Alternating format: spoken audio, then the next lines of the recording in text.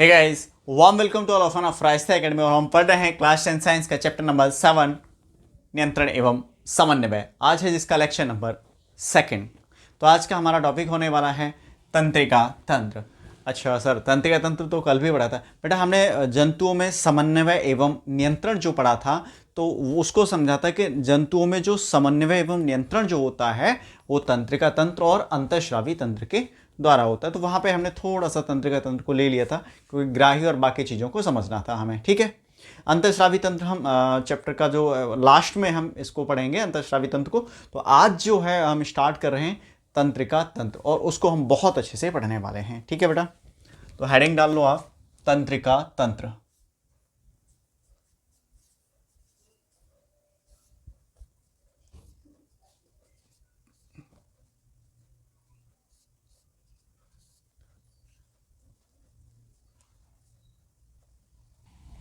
तो तंत्रिका तंत्र की अगर मैं बात करूं तो ये क्या है बेटा। ठीक है, इसके डेफिनेशन अपन किस तरह से लिखेंगे, इसका काम क्या है। ठीक है, तो एक तरह से हम कहें जिस तंत्र के द्वारा, ठीक है, विभिन्न अंगों का क्या हो, नियंत्रण।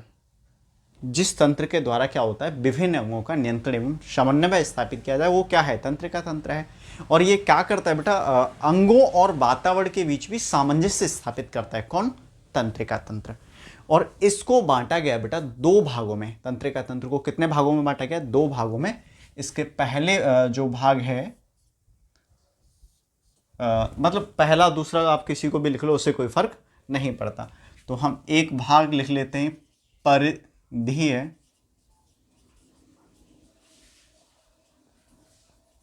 तंत्रिका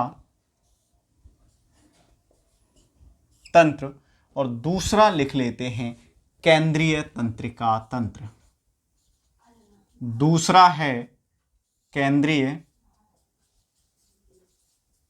तंत्रिका तंत्र। पहला भाग हमारा क्या है, परिधीय तंत्रिका तंत्र। दूसरा क्या है, केंद्रीय तंत्रिका तंत्र। तो परिधीय तंत्रिका तंत्र क्या है बेटा, इसको समझ लेते हैं। परिधीय तंत्रिका तंत्र में क्या होता है, ये जैसे परिधि मतलब हमारे शरीर की अगर हम बात करें इसमें, तो ये पूरे शरीर में होता है। और इसमें जो तंत्रिकाएं, जो कोशिकाएं होती हैं, वो संदेश लाने और ले जाने वाली तंत्रिकाएं पूरे शरीर में फैली होती हैं, शरीर की परिधि में। ठीक है, ये हमारा है परिधीय तंत्रिका तंत्र। और डेफिनेशन आप नोट भी कर सकते हो। ठीक है, साथ के साथ बाकी नोट्स आपको भेज दिए जाएंगे ग्रुप में। ठीक, चित्र अभी आप रुक जाइए, उसको मत देखिए, थोड़ा इधर ध्यान दीजिए। ठीक है, वो किस लिए है तो आप इधर ध्यान दीजिए। जो भी समस्या है कमेंट बॉक्स में कमेंट कीजिए।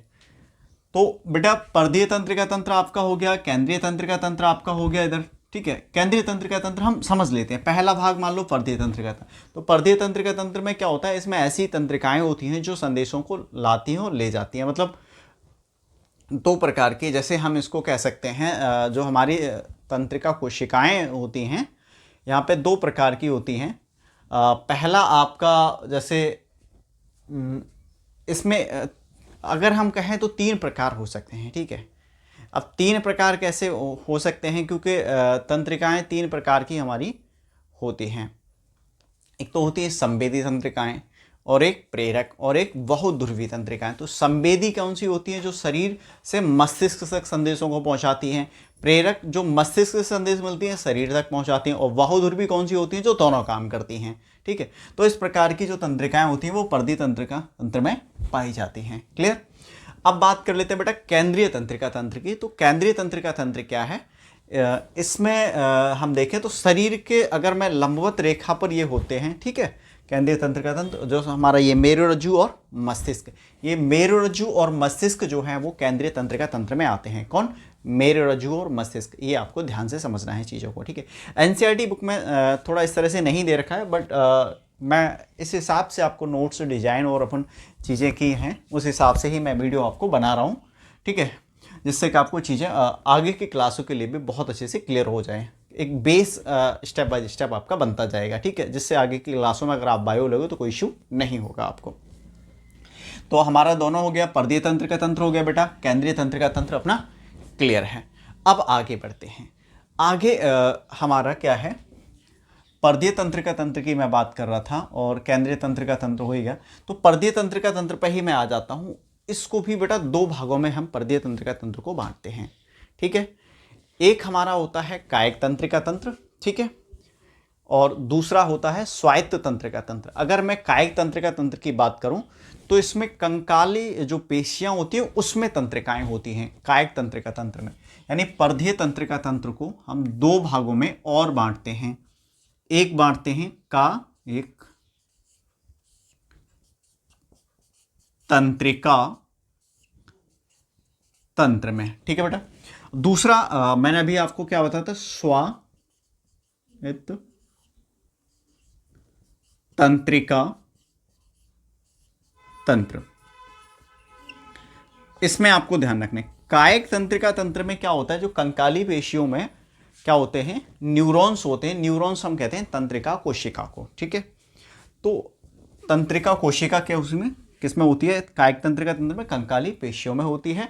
अगर मैं बात करूं स्वायत्त तंत्रिका तंत्र की, तो इसमें जो चिकनी पेशियां रहती हैं उनमें ऐसा हो, ठीक है, उनमें क्या होती है, न्यूरॉन्स होते हैं। बस इतना ध्यान रखना है।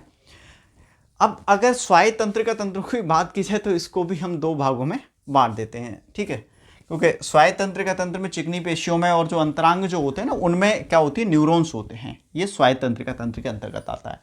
अब इसको दो भागों में बांटा गया, एक अनुकंपी और एक परानुकंपी। अनुकंपी में क्या होता है, मैं ऐसे ही बता दे रहा हूं आपको। तो हृदय स्पंदन मतलब हृदय का धड़कना और रक्तदाब को जो अनुकंपी होता है वो बढ़ाता है, ठीक है, और परानुकंपी क्या करता है, कम करता है हृदय स्पंदन और रक्तदाब को। तो ये सारी चीजें अपने को ठीक समझनी थी यहाँ पे। तो अब हम बार बार यहाँ पे देख रहे थे कि इनमें क्या, कायिक तंत्रिका तंत्र में, स्वायत्त तंत्रिका तंत्र में क्या होते हैं, न्यूरॉन्स होते हैं, यानी तंत्रिका कोशिका। तो तंत्रिका कोशिका क्या है, आज हम इसको समझने वाले हैं। और सबसे ज्यादा जो बोर्ड में पूछा जाता है आपका प्रश्न, चाहे कोई सा भी बोर्ड हो, ठीक है, और ये सभी बोर्डों के लिए इंपॉर्टेंट रहता है, ठीक है। जिन बोर्डों में हटाया नहीं गया है, ठीक है, 30% में ये 7 चैप्टर, वो आराम से इसको करें, ठीक, क्योंकि इस साल हटा दिया गया है यूपी बोर्ड में। तो ये तो अब हम समझने वाले हैं न्यूरॉन्स यानी तंत्रिका कोशिका को। बहुत इंपॉर्टेंट टॉपिक है बेटा, बहुत ज्यादा बोर्ड में पूछा जाता है। तंत्रिका कोशिका,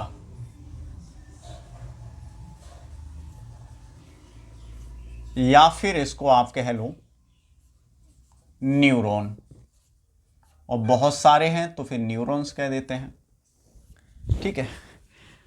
अगर मैं तंत्रिका कोशिका की बात करूं तो ये हमारे शरीर की सबसे लंबी या फिर आप कह लो वो बड़ी कोशिका है। कौन सी, तंत्रिका कोशिका, ये शरीर की सबसे बड़ी कोशिका है, ठीक। अब ये है क्या, तंत्रिका तंत्र की संरचनात्मक तथा क्रियात्मक इकाई को हम क्या कहते हैं, तंत्रिका कोशिका कहते हैं। अभी हम क्या पढ़ रहे थे, तंत्रिका तंत्र पढ़ रहे थे। तो वो तंत्रिका तंत्र बना किससे मिलके है भाई, तंत्रिका कोशिकाओं से ही मिलकर तो बना है पूरा।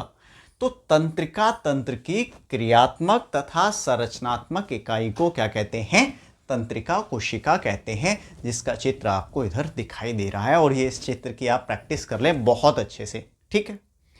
अब इसके भाग कौन कौन से होते हैं बेटा, तो मैं भाग सबसे पहले बात करूंगा इसी की। सबसे पहला भाग है हमारा द्रुमिका।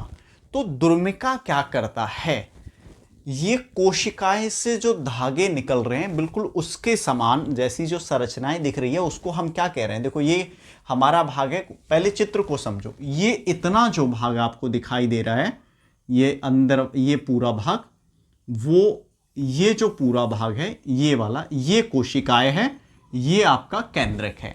तो कोशिकाएं से निकलने वाले धागे जैसी संरचनाएं हैं, इनको हम क्या कहते हैं, इनको कहते हैं बेटा द्रुमिकाएं। इनका काम क्या होता है, ये क्या करती है, सूचनाओं को ऑब्जर्व करती हैं, ग्रहण करती हैं, ठीक है, सूचनाओं को ग्रहण करते हैं। हम बोलो सर सूचनाएं तो ग्राही, तो ग्राही के बाद जो ग्राही के द्वारा जो सूचनाएं जाती हैं, ग्राही तो हमारा ये हो गया। अब इसमें क्या होती है, तंत्रिका कोशिकाएं तो होती है ना ये, ठीक है, हमारे हाथ और इन सब। तो वहां से जब ये जाती हैं, जैसे आंख की भी अगर हम बात करें तो प्रतिबिंब कहाँ बनता है, रेटिना पे। तो रेटिना पे वहां पे तंत्रिका कोशिकाएं होती है जो फिर मस्तिष्क को सूचना पहुंचाती हैं। तो उनको हम दृक् तंत्रिकाएं भी बोलते हैं ना, प्रकाशिक तंत्रिकाएं भी कहा जाता है, ठीक। अब ये जो द्रुमिकाएं होती हैं, उनमें भी द्रुमिकाएं, तो ये क्या करती हैं, संदेशों को ग्रहण करती हैं, सूचनाओं को, ठीक है। और यहीं पे क्या होता है, रासायनिक क्रिया होती है जिससे सूचनाओं को विद्युत आवेग में कन्वर्ट कर दिया जाता है, और विद्युत आवेग फिर किस में आते हैं, कोशिकाओं में आते हैं। और कोशिकाओं में क्या होता है, यहाँ पे कोशिकाओं में ये आते हैं बेटा, अगला पार्ट इसका कोशिकाएं। ठीक है, कोशिकाओं में क्या होता है, अगर हम बात करें कोशिकाओं की, तो यहाँ पे जो सूचनाएं प्राप्त की गई हैं किससे, द्रुमिकाओं से, विद्युत आवेग के रूप में उनका यहाँ पे संचालन होता है, मतलब आगे भेज दी जाती हैं। अब भेजी किस में जाती है, तो अगला भाग है बेटा आपका तंत्रिका यानी एक्सॉन, इसमें भेजी जाती हैं। और इससे होती हुई, तंत्रिका से होती हुई सूचनाएं ये विद्युत आवेग के रूप में यहाँ पे जाती हैं और न्यूरॉन के अंतिम भाग तक पहुंचती हैं, जो हमारा ये भी क्या है, द्रुमिका ये है। ठीक है, ये न्यूरॉन्स का यानी तंत्रिका कोशिका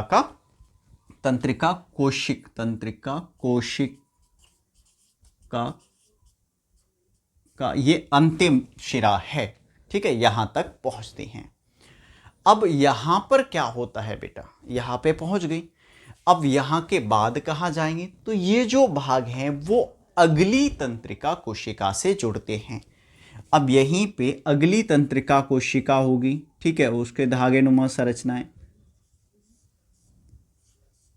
ठीक है, अब ये अगली तंत्रिका कोशिका से जुड़ेंगे, तो इनके बीच में बेटा जो खाली जगह यहां पे रहती है, ठीक है, इनके बीच में ये जो खाली जगह रहती है, उस खाली जगह को हम कहते हैं सिनेप्स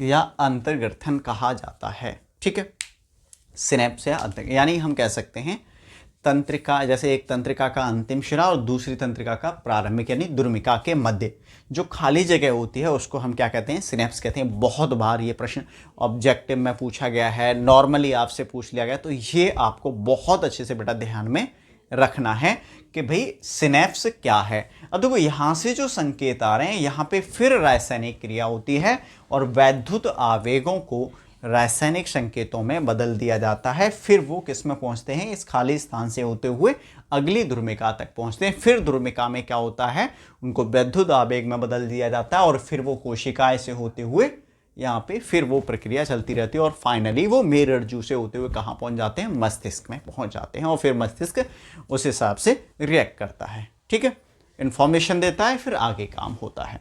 क्लियर। अब जैसे मैं मारकर मेरे को दिमाग में आ रहा है, मेरे को ये लिखना चाहिए, अगर कोई चीज़ मैं गलत लिख दूंगा तो फिर मेरी आंखें देखेंगी, वहाँ से संदेश जाएगा, फिर भाई मैं उसको मिटा के फिर दोबारा सही करूँगा, तो ये पूरा चलता रहता है। अब इस तरह से हम ने समझ लिया है कि भाई तंत्रिका कोशिका क्या है, किस तरह से काम करती है, क्या काम है इसका, और यही सब बेटा आपको लिखना है। ठीक, और बहुत अच्छे, एक दो बार इसको आप रिपीट कर लोगे तो ज़्यादा अच्छे से आपको समझ आ जाएगा। अब इसके अगर हम बात करें तो प्रकार कितने होते हैं, कितने प्रकार की होती हैं, हालांकि अभी मैंने आपको बताया था। एक होती है संवेदी तंत्रिका कोशिका, ठीक, दूसरी आपकी है प्रेरक तंत्रिका कोशिका, तीसरी है बहुध्रुवी तंत्रिका कोशिका। एक संवेदी तंत्रिका कोशिका है और एक प्रेरक तंत्रिका कोशिका और एक बहुध्रुवी तंत्रिका कोशिका। संवेदी का काम क्या होता है बेटा, ये जो शरीर से संदेशों को कहां तक पहुंचाती है, मस्तिष्क तक पहुंचाती है। और अगर इसकी बात करूं प्रेरक तंत्रिका कोशिका की, तो ये जो मस्तिष्क से आदेश मिलता है, सूचनाएं मिलती हैं, ठीक है भाई ये आपको करना है, तो वो शरीर के अंगों तक यानी शरीर तक, आप इस तरह से, और ये दोनों काम करती हैं भाई। ठीक है, ये आपको ध्यान रखना, इस तरह से आपको सारी चीजें समझ आ गई होंगी। ठीक, कि तंत्र क्या था, किस तरह से उसके भाग हैं और तंत्रिका कोशिका क्या है। ठीक है, उम्मीद करता हूँ आपको सारी चीज़ें समझ में आई होंगी, और जो भी प्रॉब्लम्स आप कमेंट बॉक्स में कमेंट कर सकते हैं। बाकी मिलते हैं नेक्स्ट वीडियो में, तब तक के लिए बाय बाय।